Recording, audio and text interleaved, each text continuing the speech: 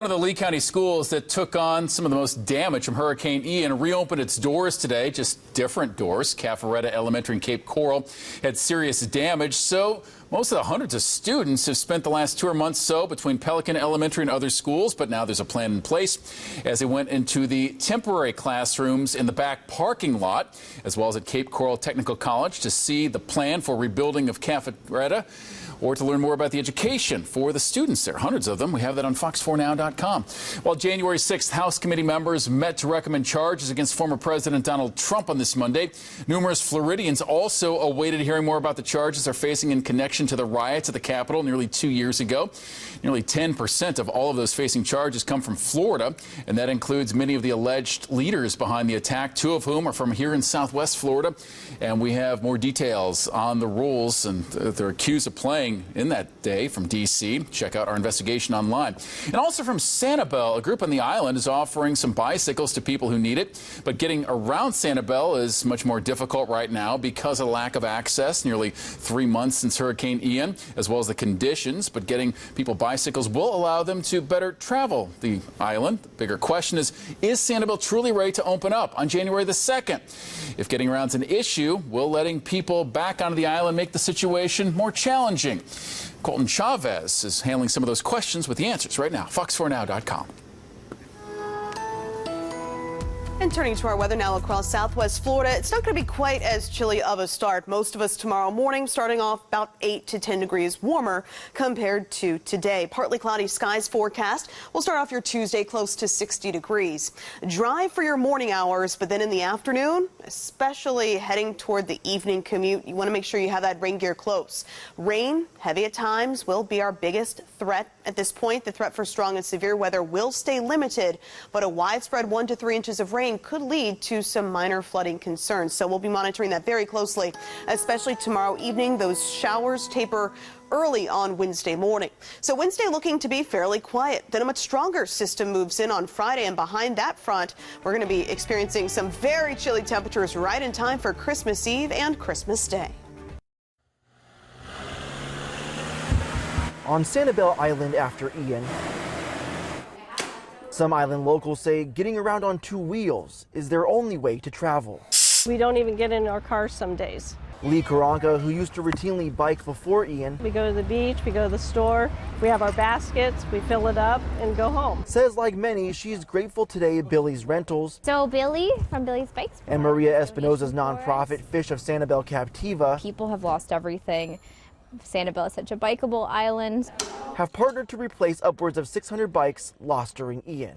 Stacy Grinnell says her daughter's trying to ring in the new year on a better note. Well, my daughter used to ride her bike to school every day, and they're saying January, hopefully, we'll have Sanibel School open. So. And these roads could get a whole lot busier if the city of Sanibel decides to reopen the causeway around the start of next year. There's no reason for people to be coming unless you're helping clean up.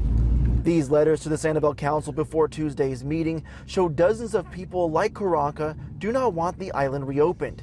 City leaders have not responded to my request to talk to them about the potential decision. I think it'll be a temporary thing to where people get to finally see and then realize that there's still a lot of work to be done. A decision the community now waits to see if those receiving new bikes today will have more visitors on the roadway come the new year. Reporting from Sanibel Island, Colton Chavez, Fox 4. On Sanibel Island after Ian, some island locals say getting around on 2 wheels is their only way to travel. We don't even get in our cars some days. Lee Karanka, who used to routinely bike before Ian, We go to the beach, we go to the store, we have our baskets, we fill it up and go home. says like many, she's grateful today at Billy's Rentals So Billy from Billy's Bikes. and Maria Espinosa's nonprofit Fish of Sanibel Captiva People have lost everything. Sanibel is such a bikeable island. have partnered to replace upwards of 600 bikes lost during Ian.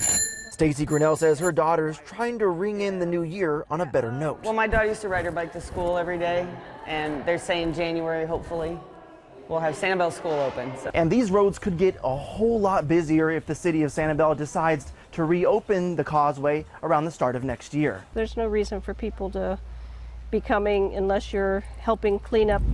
These letters to the Sanibel Council before Tuesday's meeting show dozens of people like Karanka do not want the island reopened. City leaders have not responded to my request to talk to them about the potential decision. I think it'll be a temporary thing where people get to finally see and then realize that there's still a lot of work to be done. A decision the community now waits to see if those receiving new bikes today will have more visitors on the roadway come the new year. Reporting from Sanibel Island, Colton Chavez, Fox 4.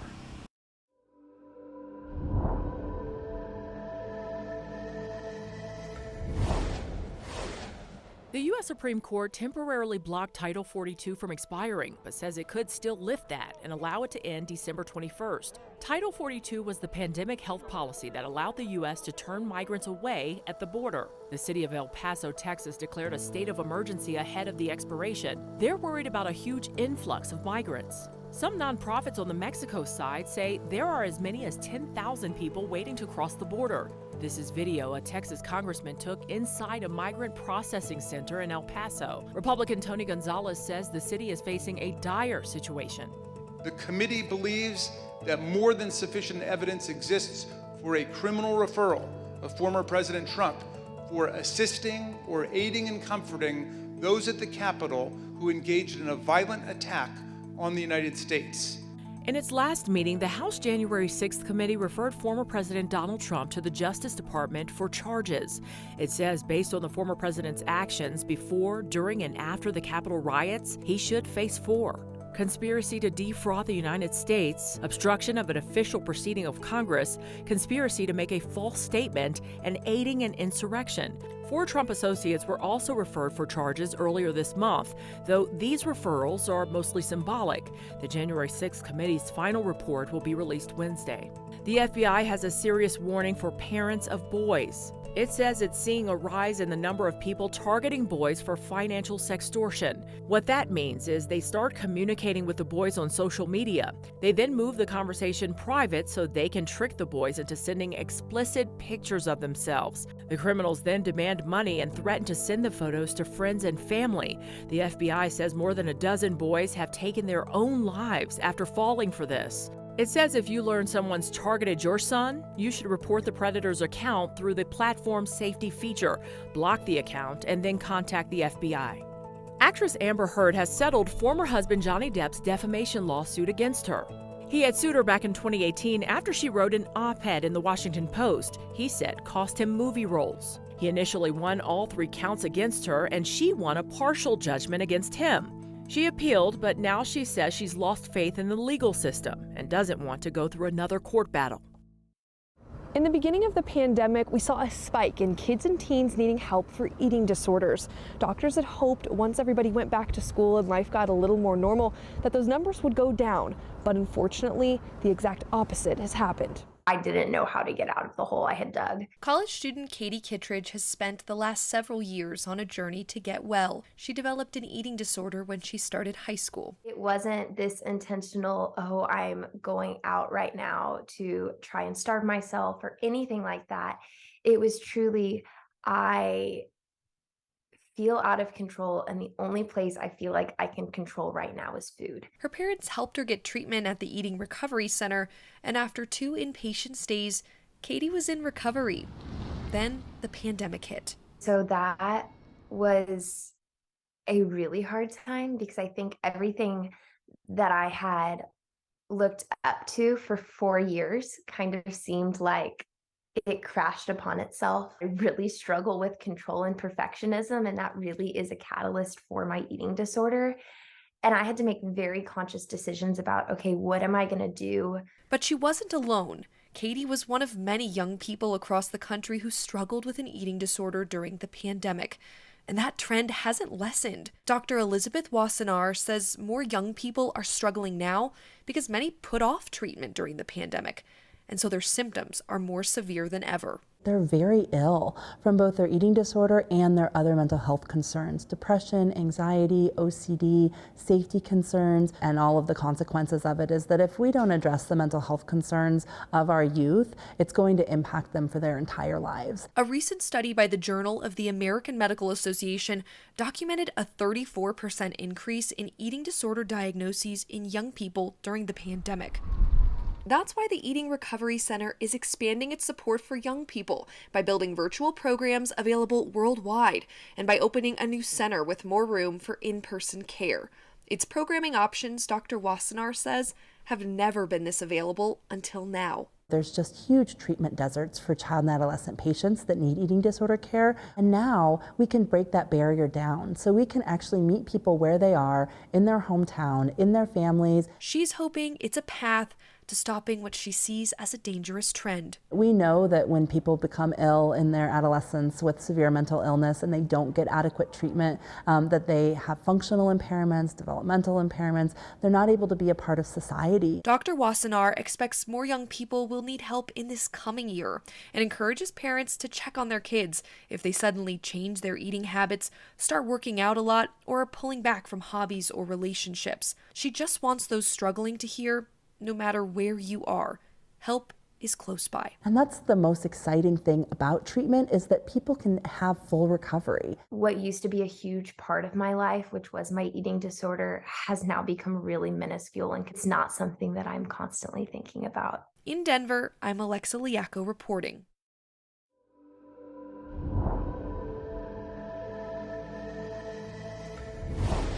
It's being called a groundbreaking win for animals. On December 20th, Washington, D.C. City Council will vote on a bill that would change how pets are considered in divorce proceedings. In most states, judges consider animals property when dividing assets between spouses. Under new law, they would be treated more like children. Whatever brings us comfort, I think is important. And so obviously our pets do. And so because they're that important, I think they really should be considered more than just a couch. Alaska was the first state to consider animals' rights in divorces. California and Illinois have similar laws. Family law attorney Brent Cashett says the pandemic put a spotlight on the issue. It brought this to the forefront quicker because people were getting more pets during that time. The pandemic has also led to a higher divorce rate. The D.C. bill is on track to pass, and Cashett believes more states will follow suit. I feel confident that more states, if not all the states, are going to jump on board and say this really is important, because not only are pets important, they're important to us.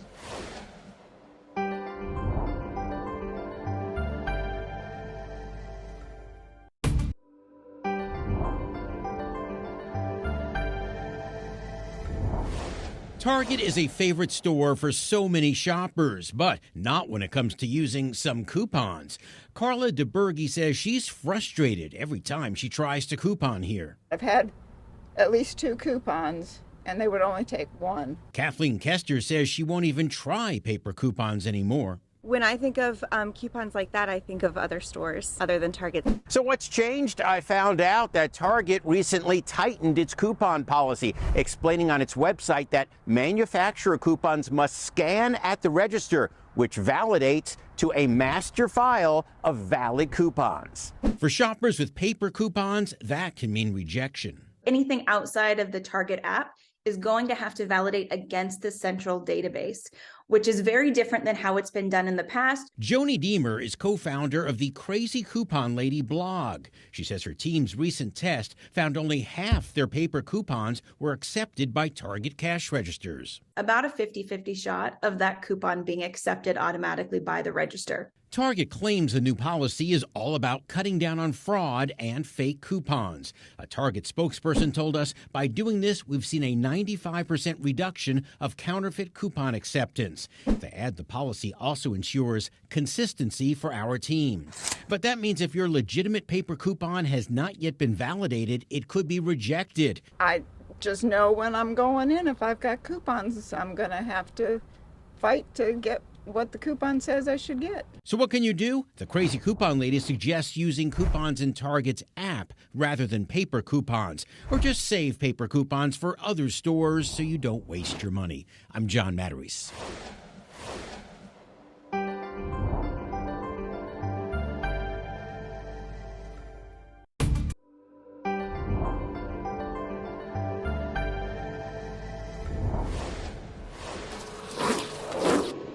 Some much-needed relief for American drivers. Gas is now averaging $3.14 a gallon, according to AAA. Prices haven't been this low since July of 2021. Analysts say recession fears and lower demand are behind the drop. They say the national average could once again dip below $3 a gallon by Christmas Eve. 21 states are already there.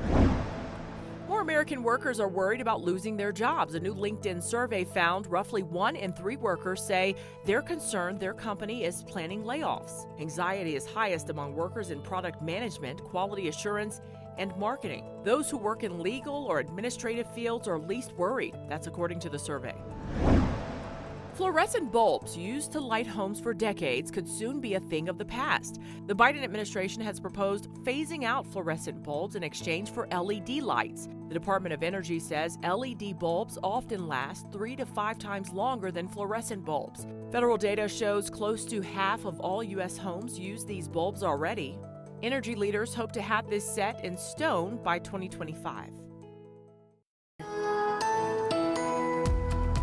Thanks for joining us. I'm Fox 4 certified meteorologist Katie Walls. After the chilliest start since April, we'll see our temperatures rebound just a bit. The warm surge ahead of an approaching cold front clouds will be increasing as we head into your Tuesday morning.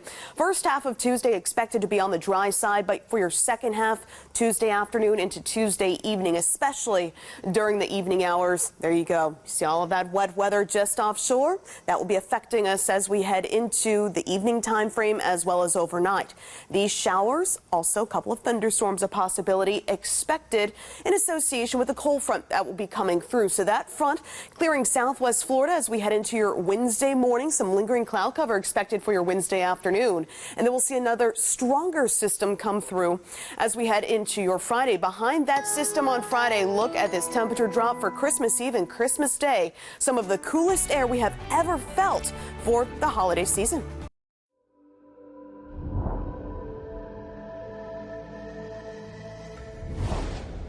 One day following Christmas, the first candle is lit. And for 6 days after, families ignite red and green candles, culminating with a finale on the 7th day called Karamu.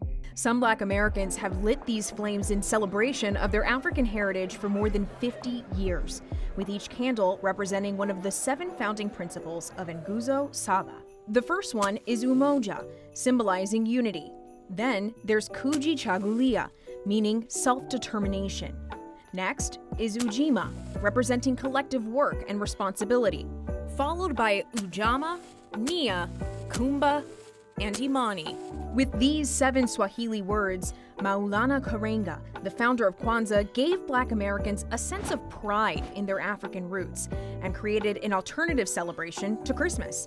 Kwanzaa is also spelled with an additional A so that it also has a symbolic 7 letters.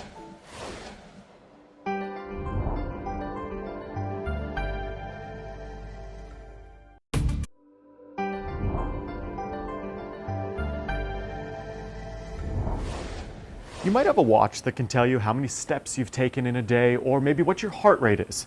But I'm going to show you how electronic tattoos placed right on your skin can tell you if you're stressed. Hey, you guys. Take a walk with Nanshu Liu Hello, Sashmita and Hongbian. Ready? as she shows us the next frontier in the race to make humans more technologically advanced. This is a sample. While this doesn't look like your typical tattoo parlor, it's what one may look like in the future. We spray liquid bandage and that creates a micrometer thick transparent protection. Nanshu and her colleagues at the University of Texas at Austin have spent the last decade developing state-of-the-art electronic tattoos. We design the tattoo such that they are as soft, as stretchy as our skin. So thin and pliable, you can barely see or feel them. Our body is radiating information and data from every inch of our skin. You may be thinking to yourself, so what? But the work being done here could have major implications for the way we diagnose and deal with both stress and mental health problems. For people with mental health issues or depression, their skin conductance are also different from healthy people. Those e-tattoos are placed strategically on a person's palm. Yeah, that's the idea. Yeah. But this is a broken sample. They typically stay on the skin for about a day. No other place on the body tells us more about our moods or stress. Our palm has the highest density of the occurring sweat glands, which are controlled by sympathetic nerves, which are only excited when you have emotional swings. On this side, electrically connected to the button. With the help of a small watch, Nanshu and her team are able to measure electrodermal activity in real time. Then this palm signal is conducted through the serpentine to the buttons. More activity means our bodies are experiencing more stress. What is going to cause their mood swing or like anxiety? The eventual hope is that someday these nearly invisible devices could gather data a healthcare provider uses to determine what triggers a psychiatric issue or depression. So the palms are really a goldmine of information. Yes, but it is also going to perform a lot of daily tasks. At the end of the day, Nanshu knows there is a fine line for human technology evolution that may scare some folks. Could you see why people might be a little worried about having this much technology on their bodies? I can. That's why I think we need a buy-in from all the parties with enough protection of privacy and security. But her hope is that these temporary tattoos can permanently change the way we deal with stress. In Austin, Texas, I'm Chris Conti.